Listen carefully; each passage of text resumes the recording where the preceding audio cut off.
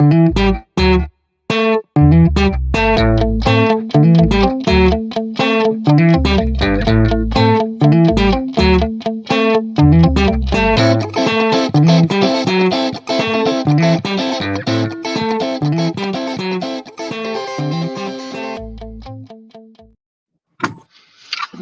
up, though? Welcome to another episode of Full Metal Analysis. I'm your boy Bruce Diggy. Got my co-host MJ Detroit. Uh, Another weekend, lionless weekend. Uh, NFL weekend without the Lions, man. But it was still pretty entertaining, man. What were your takeaways from this week? Before I get into it, man, I gotta go Detroit Tigers to kick it off. Did you watch the game yesterday? I did not get a chance to watch the game. I know. Boo me, Detroit. I'm sorry. I did not get a chance to watch the game. Nah, I ain't mad at you. So real quick, we take it back or whatever, but everybody knows this Tigers team started the year off, and halfway through the season, they looked terrible. People were second guessing everything, and then fast forward to the middle of the season, they went on a tear. It was almost equivalent to what the Lions did when they started turning things around. And Right. the only difference is the Tigers. I want to say the Tigers might be a little bit more impressive. I can't. I think they were 31-12 to finish the season. Best record in baseball. Post All-Star break, and unlike the Lions, they did make the playoffs. All that being said, real quick, one of my things is, man, I hate false narratives. If it's the truth, it's the truth, and I'm cool with it, and we can all recite it as much as we want to. But when somebody says something and somebody else is like, "Oh, that sounds good," and everybody just starts saying it with no, rhyme or reason other than it sounds good, it bugs me so hard. And the color commentator for the Detroit Tigers, Bobby Scales, he called into the radio, and he's like my favorite color guy now. I liked him before this, but afterwards, after he said what he said, I'm like, man, thank you. Finally, somebody said it. And he called in, and everybody keeps on coming up with this false narrative, like, hey, these guys are so young, and hey, these guys haven't been here before. They just don't even know that they're supposed to be nervous. They don't even know they're not supposed to be winning. And I'm like, that's the dumbest thing I've ever. But everybody just kept saying it, man. And Bobby Scales is like, man, they're not dumb. They know what it is. They got friends talking to them. They see the media saying who they are. They know what their record was like. And I'm like, yeah, Right. that's what it is. That's so true, man. But anyway, all that being said, man, uh, this team is fun to watch. Miguel Cabrera, everybody loved Miguel Cabrera. I was anti Miguel Cabrera. Um, and I thought, and I don't watch a lot of baseball, but when I do, I feel like it should be like that team effort. Of course you're gonna have your big names and all of that, but for the most part, like especially when the Cardinals beat us in that World Series, like it was a whole team effort, just different guys doing something in every game, a different guy every game, and that's how this team is, man. And when my man yesterday hit that walk off, it wasn't a walk off, but he hit the go ahead home run. I had it on the background. It was on my phone. I was messing around on my computer, looking at fantasy basketball stuff, and it was a 0-0 game through the whole game. Just not a whole lot, but great defense being played, great pitching, and my man hit that home run, put the Tigers up. Kerry Carpenter, Kerry Bonds. It was a heck of a game. Yeah, man. That was I was looking for highlights. That's like the only highlight. I thought that was a walk off home run because that's like the only clip of that game they show. I mean, we're not in high demand on national news, and you know what I'm saying. So I don't get a whole lot of Detroit news. So I was looking for the highlights since I didn't get a chance to catch the game, and all I could find was that home run. So I just assumed it was a walk off home run, man. But Yeah, they yeah, was in yeah, they was in Cleveland, and so Cleveland, the home team always gets the opportunity to walk it off. But it was a tie game all game. Like you said, you was saying Terry Scooble is probably gonna be pitching. He pitched. Hell of a game. He got in some. Oh man, he was in. Like it wasn't bases loaded, but I think he had runners at the corners a couple times, and they was turning double plays. It was a real good game. Yeah, man. To your point, I don't think it's that these players are young. You know what I'm saying? But I don't think it's that they don't know that they're not supposed to be here. I haven't been watching the games, but I've been following along from what I can tell. Javi Baez was playing. He was supposed to be like one of our star players, if not the star players. But he was playing so awful that they had no choice. They gave him every chance in the world, but he was playing so awful that they had to get rid of him. And when they got rid of him, they brought these young players up from the minor leagues. And the way I see it is, they like, oh, this is my shot. You know what I'm saying? I mean, some people just take advantage of the opportunities given to them, and I think that's what these young guys are doing right now, man. But I, what I do you got I go got ahead? I got I could almost do a whole show on the Tigers. I don't even really care. They're not the top of my list, but I listen to sports radio so much, and I have no choice but to know the ins and outs of the Tigers.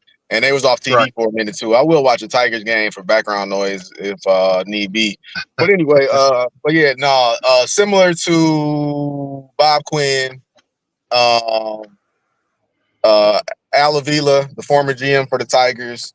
It was similar to Bob Quinn, man. It was he made a lot of mistakes. He made a lot of bad trades. But on the flip side, a lot of the players that are here right now doing this are players that he drafted. And I would say similar to Bob Quinn, the way Bob Quinn put a lot into drafting this offensive line that was the foundation of this team. And Okay. and one of the bad moves he made was signing Javi Baez to a pretty long term deal, and people were. This is like year 3 of Javi Baez, and year 1 he was okay, and then last year he was terrible, and they were like, well, he can't be worse than last year. Turns out he was worse than last year, and and by the grace, I hate to say it, but by the grace of God, he got injured, and they had no choice but to um, put him on the injured list, and the season would look like I said, the season was terrible and looked like it was over. So yeah, that's when they start bringing these guys up. And to your point, yeah, man, they hit the ground running. Yeah, man. I heard him compared to the worst baseball player of all time. I mean, I don't know if that's true or not, but I mean the turnaround that they made when he got hurt, it sounded like it's that way. But man, I'm glad that they. I mean, you hate to see anybody hurt, but like you said, man, it looks like a blessing in disguise. All the best to Javier Baez wherever he ends up. You know what I'm saying? I hope he makes a full recovery. But as far as for us, man, hey, we it was a lucky break for us. Excuse the pun, but Um, going forward, man, they came back. They tied the series. People didn't think we were gonna have a chance against Cleveland. So, what are our chances moving forward, man? To end this series, to win this. It's 2 out of 3, right? 3 out of 5. 3 out of 5. All right, what's our chances to win the series looking like? Oh, man, to win the series, I don't know, man. A lot of people are more optimistic than I am. If I had to put a number on it, 50-50, I would put it like right under 50% for us to win. It's definitely a chance, and it would definitely be something. Um, the way the other thing about this team is they're doing it in a very unconventional way. They have Typically you got your 5 starters for baseball, 5 starting pitchers. This team has 2.5 starting pitchers, and then those other games they just go bullpen for the whole game. And usually that's in the past that's been like a guaranteed loss. That's like starting the backup quarter. Nah, that's not it's not that extreme, but it's just usually like a throwaway game that you start your bullpen. And for whatever reason, man, they have been killing it with this system. So they have a chance. Cleveland is coming here. We got 2 playoff games, Wednesday and Thursday. So how Cleveland responds, just watching the game, man, it's just so tough because Cleveland has like really good brand name players, and the Tigers don't. And the Tigers offense has been hit or miss all year. It's mostly been missed. So, like I said, they grinded it out yesterday, and their bullpen is good, even though, it's unconventional. Their bullpen is good. So if they could get past Cleveland, we could go from there. But I think they have a chance. But if I had to put money on it, I would say they got like a 48% chance. Like it's there right there. Oh, you're talking about to go to the World Series. I was just talking about to beat Cleveland. But yeah, that's to beat Cleveland, 40, high 40% chance. Oh, okay. They do got both games. They do got both games here in Detroit. But Cleveland's been good all year, man. I'm quite sure they won the division if it was in Kansas City. So it's still gonna be tough. So like you said, they since they made that change with Javi Baez, they set a record with these new guys, right?